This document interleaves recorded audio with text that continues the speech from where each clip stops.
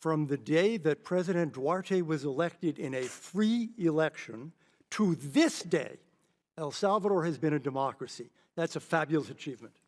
Yes or no, do you think that massacre was a fabulous achievement that happened under our watch? That is a ridiculous question, and I yes or no? No.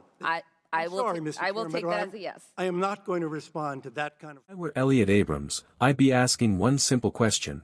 Are we here to discuss America's policy on Venezuela, or are we here to relitigate events from decades ago? Instead of focusing on today's challenges, I'm repeatedly interrupted with accusations about my past before I'm even allowed to fully answer. Watch what happens as this hearing turns into a heated confrontation over history, accountability, and whether I'm given a fair chance to defend my record. Thank you, Chairman. Thank you all for being here, and thank you for your testimonies. Mr. Adams, in 1991, you pleaded guilty to 2 counts of withholding information from Congress regarding your involvement in the Iran-Contra affair, for which you were later pardoned by President George H.W. Bush. I fail to understand why members of this committee or the American people should find any testimony that you give today to be truthful. If I can respond to that. It wasn't a question. That was not a question. I reserve the right to my time. It is not right. That was not a question. Committee can attack on February 8th, who is not permitted to reply. That was not a question. Thank you for your participation.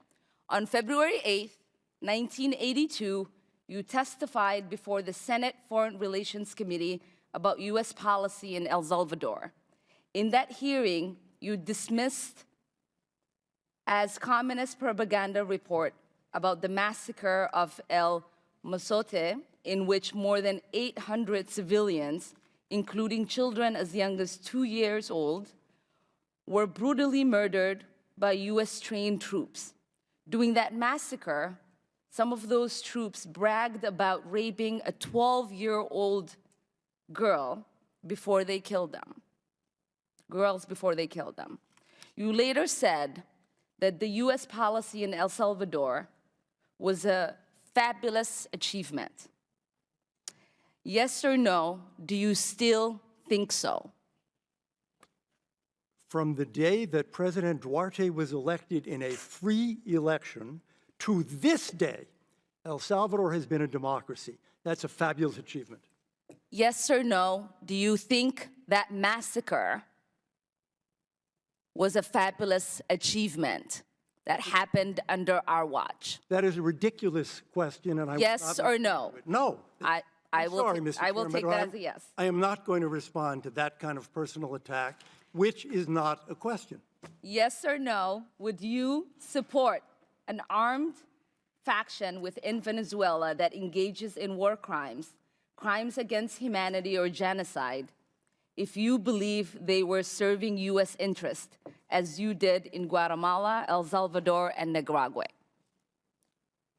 I am not going to respond to that question. I'm sorry.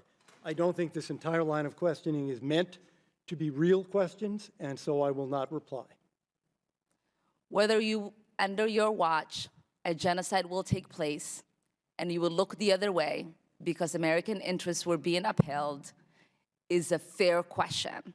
Because the American people want to know that anytime we engage a country, that we think about what our actions could be and how we believe our values are being furthered. That is my question. Will you make sure that human rights are not violated and that we uphold international and human rights? I suppose there is a question in there, and the answer is that the entire thrust of American policy in Venezuela is to support the Venezuelan people's effort to restore democracy to their country. That's our policy. I don't think anybody disputes that. The question I had for you is that does the interest of the United States include protecting human rights and include protecting people against genocide? That is always the position of the United States. Thank you. I yield back my time. As I walk away from this hearing, I think the American people can decide for themselves what they just witnessed. I came here expecting a serious discussion about U.S. policy toward Venezuela and the challenges facing that country today. Instead, much of the time was spent revisiting controversies from decades ago and demanding answers to questions built around accusations rather than current policy. I answered where I could, and when the discussion turned to America's objectives in Venezuela, I made my position clear. I believe the United States should stand with the Venezuelan people as they pursue democracy, and I believe protecting human rights should always remain part of American policy. Congress absolutely has the responsibility to conduct oversight and ask difficult questions. But oversight is most effective when it seeks facts instead of headlines.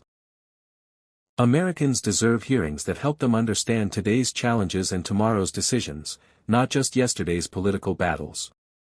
Now I want to hear from you. Did this hearing focus on the issues that matter most, or did it become more about political confrontation than finding real answers? Share your thoughts in the comments below. If you enjoy in-depth coverage of congressional hearings without the spin, make sure you subscribe to America Brief, give this video a thumbs up, and turn on notifications so you never miss our next breakdown. Thank you for watching, and I'll see you in the next video.